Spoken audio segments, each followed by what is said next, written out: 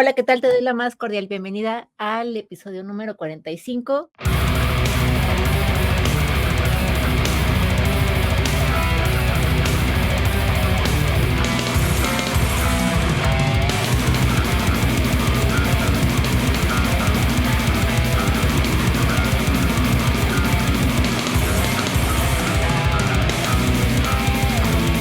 Sesión de metal. Muchas gracias porque ya estás aquí. Espero que te quedes hasta el final. Y bueno, si ya viste las publicaciones, ya sabrás de qué se trata. Pero antes de ir a ello, quiero agradecer a todas aquellas personas que se han estado sumando al canal. Muchísimas gracias. Gracias por ayudarme a crecer esto. También muchas gracias a todos aquellos que me están siguiendo en redes. Muchas gracias. Y bueno, si tú aún no lo haces, por favor súmate. Si te gusta este tipo de contenido, en redes vas a encontrar no solamente publicadas las fechas y las bandas que van a estar en entrevista con su servidora Ceci Montero, sino que también comparto mucho de bandas emergentes. Así que si tú te sumas a todo esto, ayudarás a que crezcan las bandas emergentes que necesitan mucha ayuda. ¿Por qué? Porque hay muchísimas bandas y sí, yo procuro que sean bandas de gran calidad para ti. ¿Qué tal que te encuentres a tu próxima banda favorita? Las mejores bandas de metal las encuentras en tu sesión de metal. Nuevamente agradezco a Ben de Online Metal Promo por las facilidades de la entrevista del día de hoy, que la verdad estoy muy emocionada. Si ya estuviste viendo las publicaciones sabes de quién se trata, pero para quien no vio de qué se trata esto, te puedo decir que empezó como vocalista el año pasado en Metal Church, también ha estado en Voz de Ross y Let Us Pray, así que le doy la más cordial bienvenida a Marc Lopes. Welcome, Marc. Hello. It's an honor to have you with us. Thank you for having me. So let's start with a question.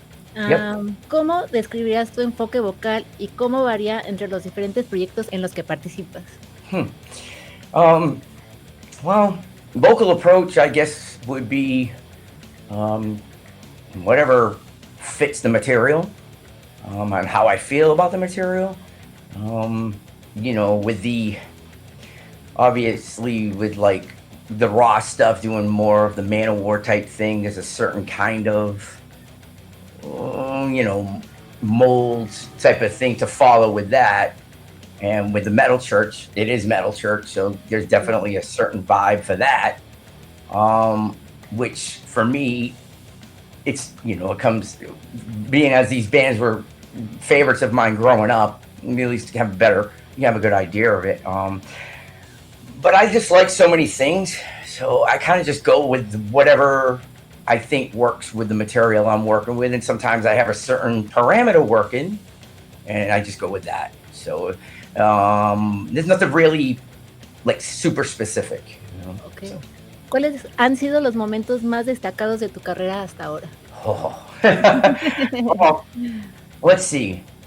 One would be Barcelona Rock Fest with Ross the Boss.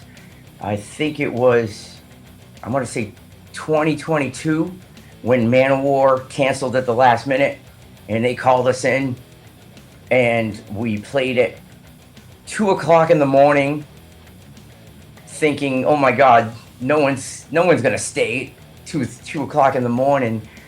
And Blind Guardian was on before us because that slot after them was just supposed to be nothing. So we were playing that slot and we thought for sure, have this place. I mean, it's like 40,000 people type, festival. And I'm like, oh man, half of them are gonna leave. I get it. It's 2:00 in the morning. I'm just happy to be here, But it like filled up even more, and we didn't go on until like 2:15 in the morning. Played till 3:30 in the morning, and it was magic. It was magic. Literally, It was the most amazing thing ever. I think it took me a week to come off that high. It was just the crowd. The Spanish crowds are just amazing. Like they're just so into it. Way more into it than other than Mexico when I played there. Definitely the fans are wild there too. But some places they're not so. But anyways, that was one. Second would be playing with KK Downing came out and played with Ross the Boss at Bloodstock, and basically they kind of got him back into the whole, game, and before forming KK's Priest. I mean, for me, as a fan, looking to one side and seeing KK, and then looking to the other side and seeing Ross, realizing, these are the guys that this is Judas Priest and this is Manowar, and here, what am I doing here? Okay. What am I doing here? But it was, that was definitely quite a moment. I mean, there's just a lot. There's so many. I know I'm forgetting some. I've been very blessed to do what I do, especially this late in the game. I'm just so grateful, and it's a great ride. I don't want it to end. I hope it doesn't end, but like all things, they ebb and flow. So, right now it's kind of a little bit of a downer, and so it's like, we're just kind of waiting for the next thing to go. So, yeah, but so those would have to be the two things that I remember quite, amazing. And with Metal Church, I mean, we only did like 56 shows within 7 months before they shut it down. But the one, I mean, I put it this way, I remember the first show as probably the most uncomfortable, awkward, stressful scenario ever in my entire life. Like, I knew it was going to be, I just already knew, but I'm like, well, you got to start somewhere. Let's go. And that was memorable for like the most not awful show, it's the most awful situation to be in for that. But on the higher end of that, I remember specifically we played Jailbreak Festival in Denmark, and no one had sleep. We barely made it to the show on time. There was all kinds of weird stuff with flights and stuff, and I remember everybody was so dead tired. Like, I was like, how is anybody gonna play? I mean, everybody was like pretty much passed out. I remember going on stage and looking at everybody and going, all right, let's do this, thinking it was just gonna be like a really lackluster vibe, and ended up being like the show that opened the band up. Like, everything clicked, and it was so much fun. So that was one of them. I mean, I'm not going to keep going because there's a lot, but I get excited about it. It's nice to think about it again. Yeah. ¿Cómo ves la evolución del metal en los últimos años y hasta dónde crees que se dirige? Well, one thing I noticed, it's so different everywhere. It's like you got U.S. and then you have, I call it everywhere else because it's different. Okay. It's kind of cool over the years with the U.S. Metal, as far as being very accepted to a lot of the European bands that are already big, like having Powerwolf come over and Sabaton, and that, watching bands like Creator come here and like, selling out places. Obviously they've been around for a long time, but a lot of the bands, they never really hit their stride here. And then, like, look what happened with King Diamond. I'll never forget that. It was like, King Diamond always was in obscurity. And then all of a sudden, everybody loved King Diamond. I remember going, when did this happen? We're like, when did this happen? We love King Diamond always, but when did this happen? Like, Mayhem playing with Slayer and people are going wild, and, now headlining festivals, and like the way that everything kind of grew like that. That's one aspect. A lot of those, the way that I mean, this is just my personal opinion. The way that I've seen it change, though, is that a lot of it's turned into cosplay type stuff.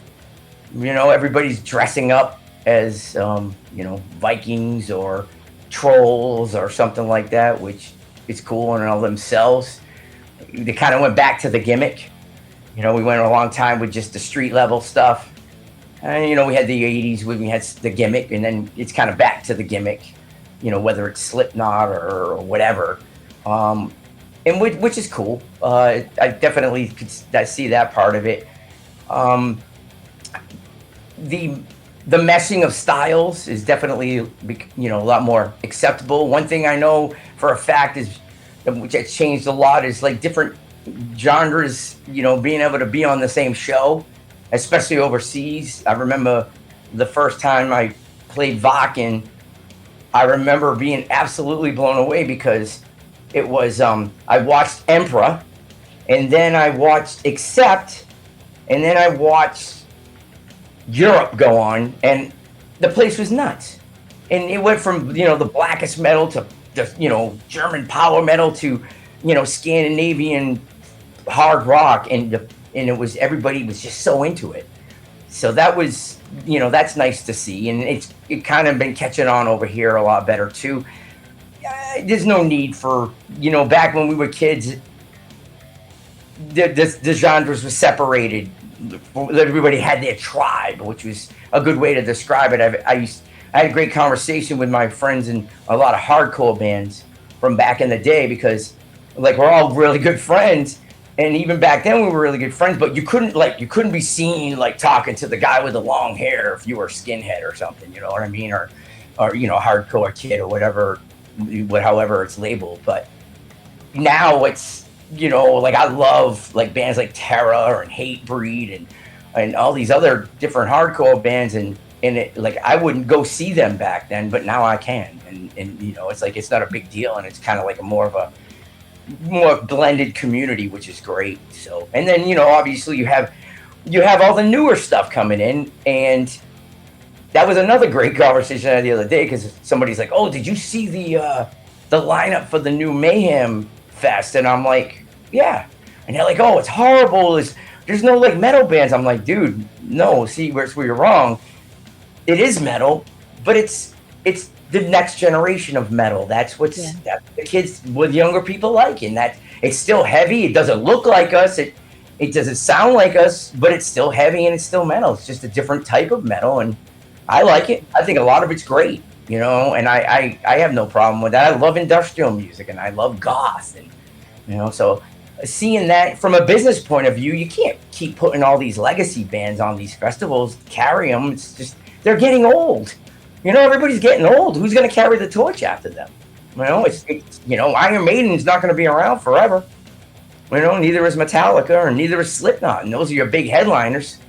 You have to get somebody else that has to take in that shoot. And when you got 50 and 60-year-old fans going to shows, that's not going to be your demographic of business. Yeah. As it goes along. So so that's how I can pretty much see how things have changed. So Right. And of course with technology, that's a whole other topic, because that's changed everything, for the better and worse. So one thing I love about it is being able to do my own stuff, having my own studio, and being able to do my own thing, which is amazing, especially creatively. But at the other hand, there's a lot of people that cheat, and there's a lot of people that, do things that they can't even reproduce. So that's kind of like, it's a double-edged sword there. So, all right, that's enough now. ¿Qué consejos le darías a los jóvenes que están empezando en el mundo del metal? Get a real job.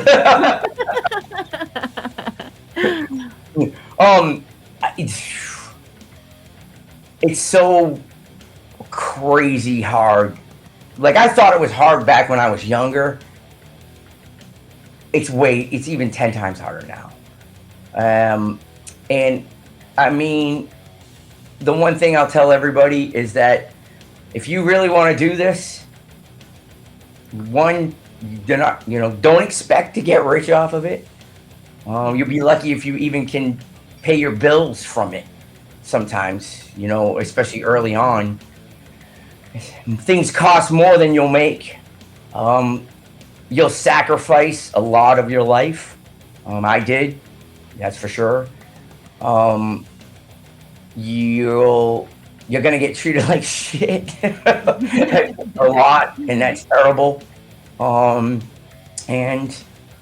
if you don't have a huge social media presence, it's pretty much dead in the water. You know, I remember I have my own band, Let Us Pray, and I remember which was weird. We got a couple of major offers at the time on the bigger metal labels, big ones, and then I remember the agents, the A&R people coming back after talking with their higher ups and stuff, and they were like, well, we love the band, but your socials are not reflective of it, and basically you don't have enough fans right now or people that follow you, so we're gonna have to go with this other band that we've been looking at because they have a better following, so to say. Right. That's very disheartening because a lot of it's fake. What happened to development bands? How do you get a following sometimes if you can't get out there? There's so many things. I mean, obviously, there's definitely a lot of great resources if you want to put the work into it. But that's not always a guarantee. There's no right or wrong way to do it. Well, actually, there is a lot of wrong ways to do it, but you know what I mean.